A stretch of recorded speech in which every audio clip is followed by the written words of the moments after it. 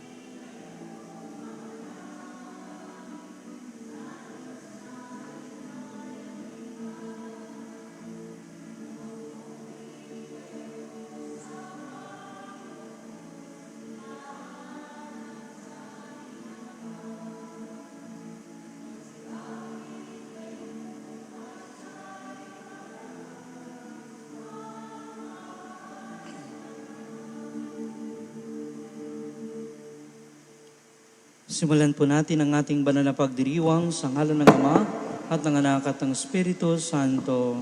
Amen. Ang pagpapala ng ating Panginoong Kristo, ang pag-ibig ng Diyos Ama, at ang pakikipagkaisa ng Espiritu Santo naway sumayinyong lahat. At sumaiyo rin. Mga kapatid, ngayong araw nito ay pinagdiriwang natin ang kapistahan ni na San Pedro at San Pablo, mga apostol ng ating Panginoong Heso Kristo. Sa katahimikan ng ating mga puso, aminin po natin ang ating mga kasalanan upang tayo maging marapat na gumanap sa banal na pagdiriwang.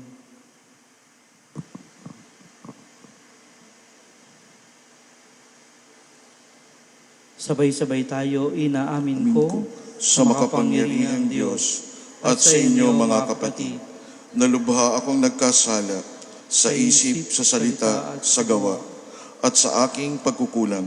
Kaya isinasamo ko sa mahal na Birheng Maria, sa lahat ng mga anghel at mga banal, at sa inyo mga kapatid, na ako'y ipanalangin sa Panginoong ating Diyos. Kaawaan tayo ng makapangyarihang Diyos, patawarin tayo sa ating mga kasalanan, at patnubayan tayo sa buhay na walang hanggan. Amen. Panginoon, kaawaan mo kami. Panginoon, kaawaan mo kami. Kristo, kaawaan mo kami. Kristo, kaawaan mo kami. Panginoon, kaawaan mo kami. Panginoon, kaawaan mo kami.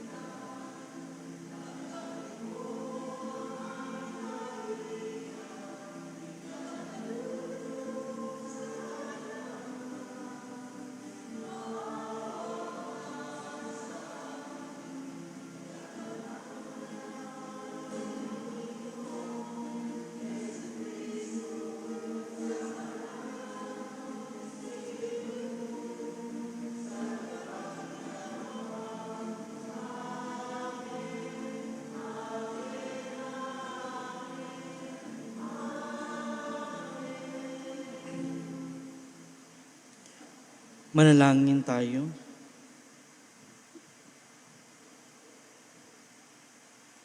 Ama naming makapangyarihan, ipinagkaloob mo ang kagalang-galang at banal na kagalakan ng araw na ito ng dakilang kapistahan nila San Pedro at San Pablo. Pagbigyan mong masunod ng iyong sambayanan sa lahat ng larangan ang ipinamana ng mga pinagbuhatan ng simulan ng relihiyon sa pamagitan ni Jesucristo kasama ng Espiritu Santo magpas sa walang hanggan. Amen.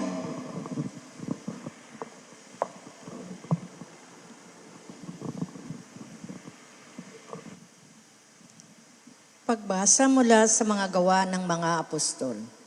Noong mga araw na iyon, sinimulang usigin ni Haring Herodes ang ilang kaanib ng simbahan.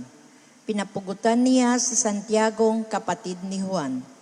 Nang makita niyang ito'y ikinalugod ng mga Hudyo, si Pedro naman ang kanyang ipinadakip.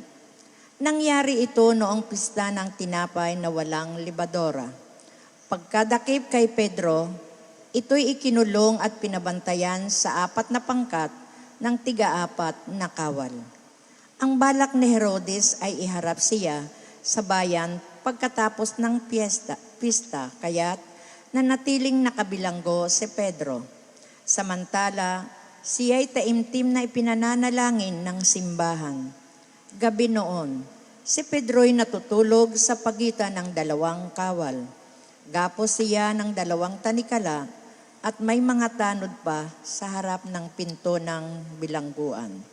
Siya'y nakatakdang iharap ni Herodes sa bayan kinabukasan. Walang ano-ano'y lumitaw ang isang anghel ng Panginoon at nagliwanag na mabuti sa silid piitan. Tinapik niya sa tagiliran si Pedro at ginising. "Bumangon ka, dali," wika ng anghel. Pagdakay nakalag ang mga tanikala sa kanyang mga kamay. "Magbigkis ka at magsuot ng panyapak," sabi ng anghel. Gayon nga ang kanyang ginawa. Sinabi pa sa kanya ng anghel, "Magbalabal ka at sumunod sa akin." Lumabas naman si Pedro at sumunod sa kanya, ngunit hindi niya alam kung tunay ang nangyayari. Ang akala niya ay nananaginip lamang siya.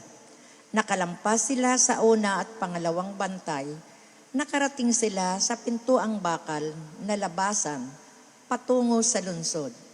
Ito'y kusang nabuksan at lumabas sila. Pagkaraan nila sa isang kalye, biglang nawala ang anghel. Naliwanagan ni Pedro ang nangyari, kaya't sinabi niya, "Ngayon ko natiyak na totoo palang lahat. Sinugo ng Panginoon ang kanyang anghel at iniligtas ako sa kamay ni Herodes at sa inaasahan ng mga Hudyo na mangyayari sa akin." Ang salita ng Diyos. Salamat sa Diyos. Ang Diyos ang siyang nagligtas sa aking takot at sindak. Ang Diyos ang siyang nagligtas sa aking takot at sindak. Panginooy aking laging pupurihin, sa pasasalamat di ako titigil. Aking pupurihin kanyang mga gawa, kayong naaapi, makinig matuwa. Ang Diyos ang siyang nagligtas sa aking takot at sindak. Ang pagkadakila niya ay ihayag at ang ngalan niya ay purihin ng lahat. Ang aking dalangin, dininig ng Diyos, na wala sa akin ang lahat kong takot. Ang Diyos ang siyang nagligtas sa aking takot at sindak. Nagalak ang aping umasa sa Kanya, pagkat di nabigo ang pag-asa nila. Tumatawag sa Diyos ang walang pag-asa, sila'y iniligtas sa hirap at dosa. Ang Diyos ang siyang nagligtas sa aking takot at sindak. Anghel yaong bantay sa may takot sa Diyos, sa mga panganib sila'y kinukupkup. Ang galing ng puon, hanaping masikap, yaong nagtiwala sa Kanya't nagligtas, ay maituturing na taong mapalad. Ang Diyos ang siyang nagligtas sa aking takot at sindak.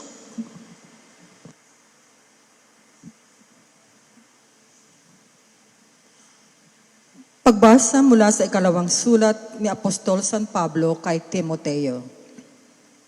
Pinakamamahal, ako'y iaalay na, dumating na ang oras ng pagpanaw ko sa buhay na ito. Puspusan akong lumaban sa paligsahan. Natapos ko na ang dapat kong takbuhin. Nanatili akong tapat sa pananampalataya. Kakamtan ko na ang korona ng pagtatagumpay. At sa araw na yaon, ang Panginoon na siyang makatarungang hukom ang magpuputong sa akin ng korona.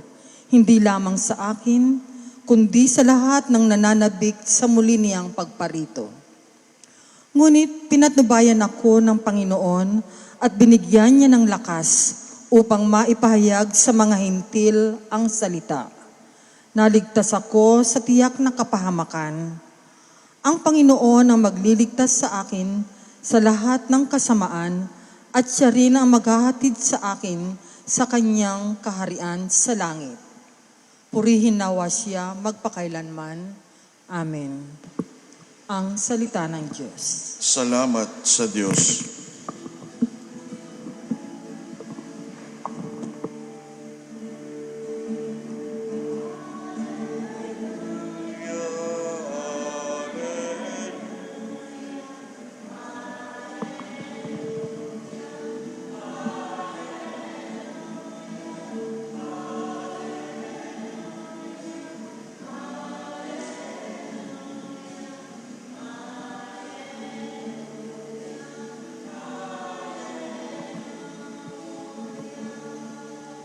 Ikaw, Pedro, ang saligan ng aking simbahang banal, na daig ang kamatayan.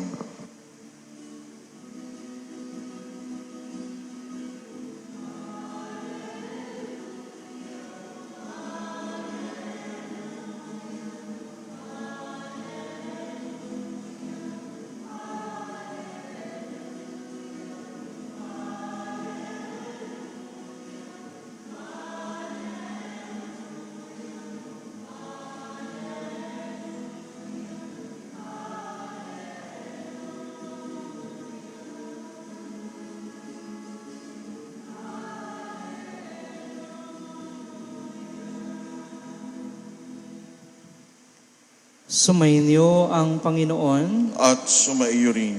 Pagbasa mula sa mabuting balita ng Panginoon ayon kay San Mateo. Papuri sa iyo, Panginoon.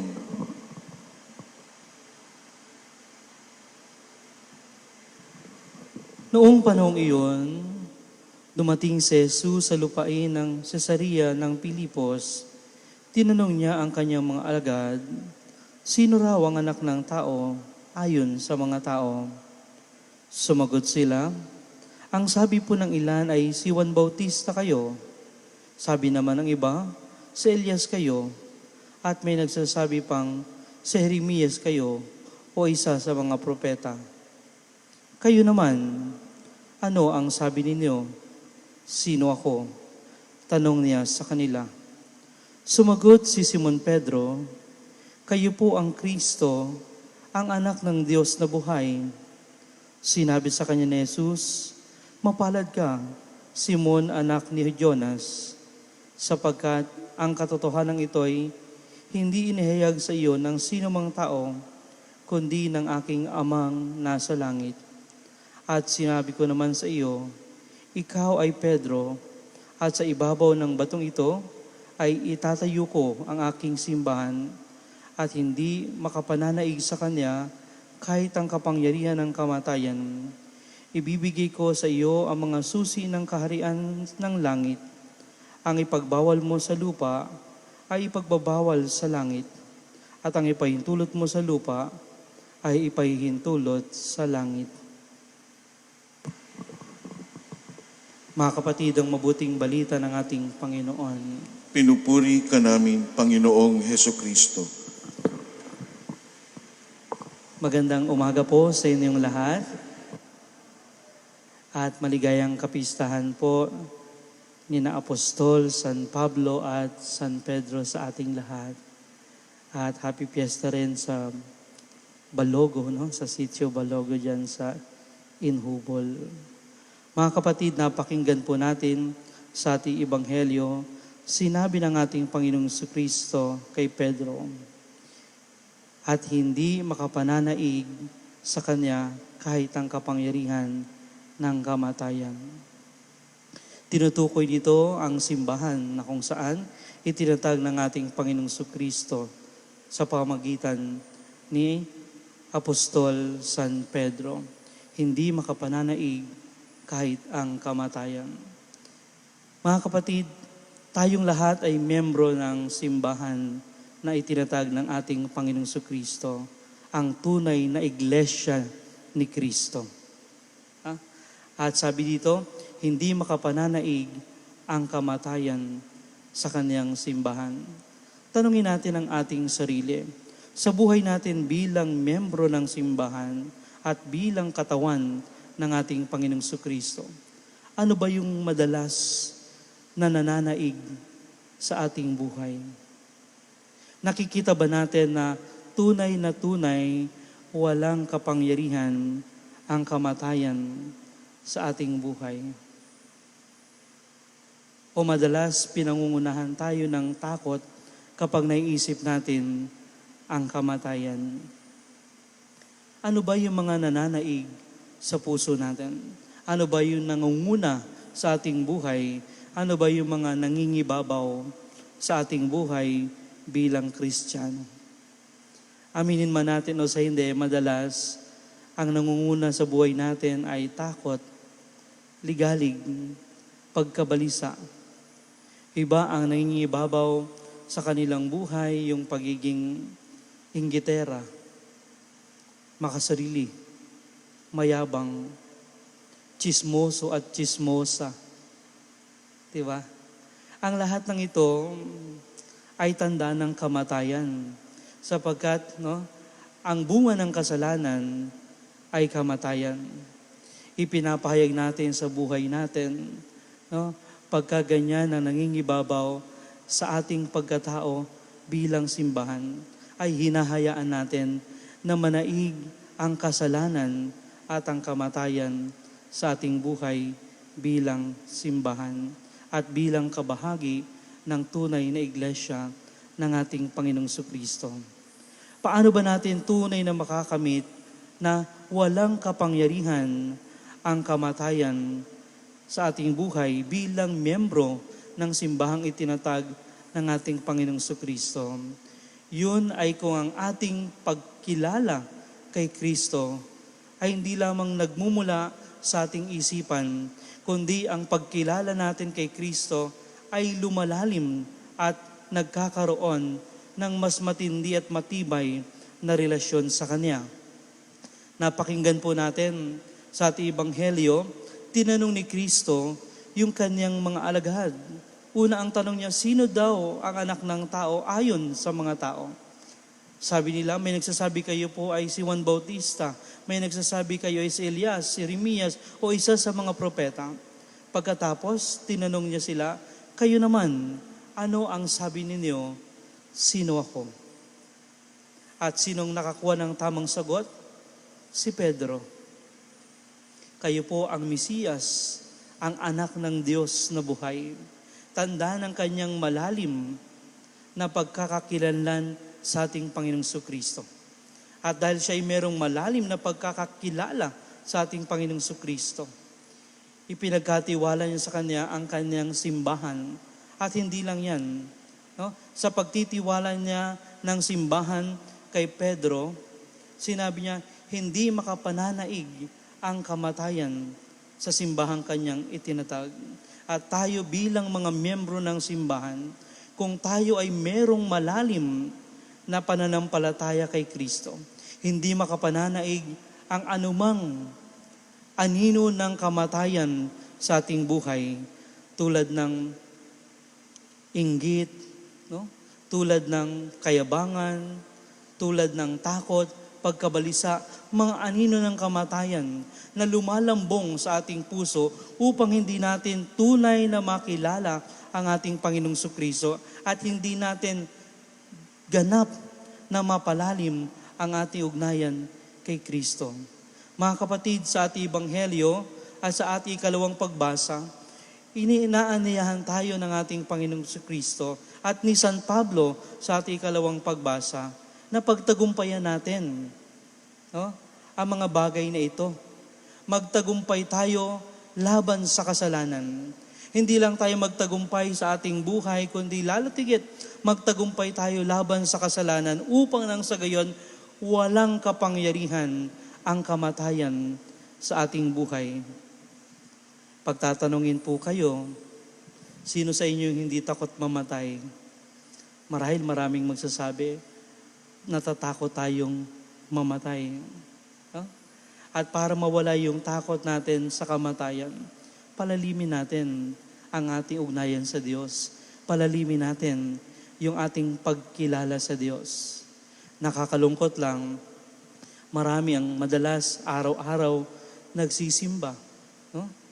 At sa kanilang pang-araw-araw na pagsisimba, tanungin mo kung gaano nakalalim yung kanilang relasyon sa Diyos. Kung gaano nakalalim yung kanilang pag-ibig sa Diyos. At mamamalas mo, hindi lang sa kanilang sagot, yung lalim ng kanilang pagmamahal sa Diyos, kundi mamamalas natin yung lalim ng pagmamahal sa Diyos sa pamagitan ng ating mga gawa. Kasi marami mga nagsisimba, araw-araw nagsisimba, mapanira pa rin ng kanilang kapwa, mapanghinala, mapanghusga, madamot, makasarili. Diba? Inggitero at inggitera. Kapag nakita natin sa buhay natin yan, bilang mga nananampalatayang Kristiyano, tanungin natin ang ating sarili. Tunay na tunay nga ba ako ay may malalim na ugnayan sa Diyos? At sa bawat araw na tayo ay nagsisimba, sa bawat araw na tayo ay naglilingkod sa simbahan at sa linggo na tayo ay sumisimba, ang mga araw na ito ay pagkakataon sa atin upang tayo ay lumalim sa ating ugnayan sa Diyos, sa ating relasyon sa ating Panginoong Kristo.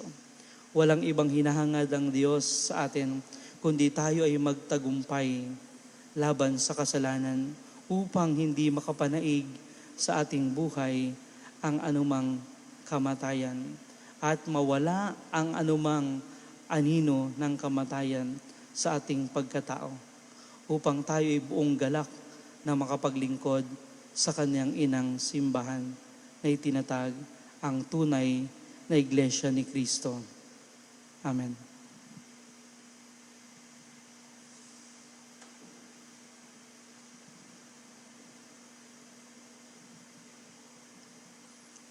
Ilapit natin ang ating mga kailingan sa Ama ng may pananampalataya tulad ni na San Pedro at San Pablo, ng pananampalatayang katulad ng sa mga ngisda kung kanino'y tinatag ang simbahan at ng pananampalataya ng guro ng napakaraming bansa.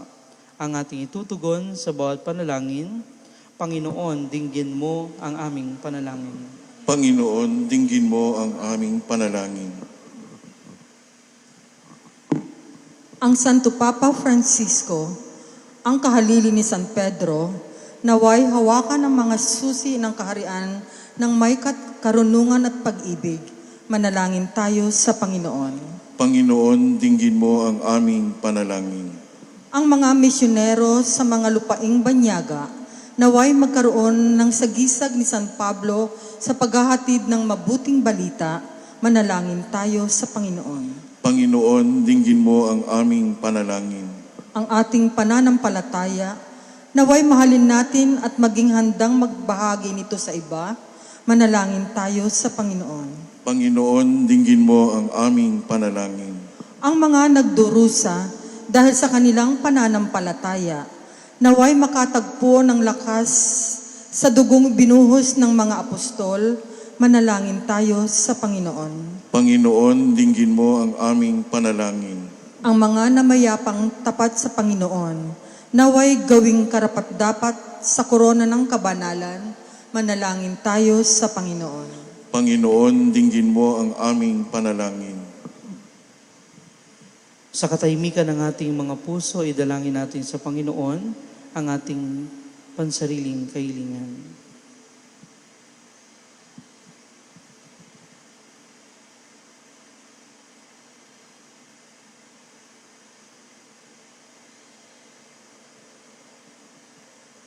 Makapangyarihang Diyos at Ama, dinggin mo ang mga panalangin ng pamayanang ito na natitipon ayon sa pananampalataya ng mga apostol at natutulungan ng kanilang pamamagitan. Hiniling namin ito sa pamagitan ni Kristo na aming Panginoon. Amen.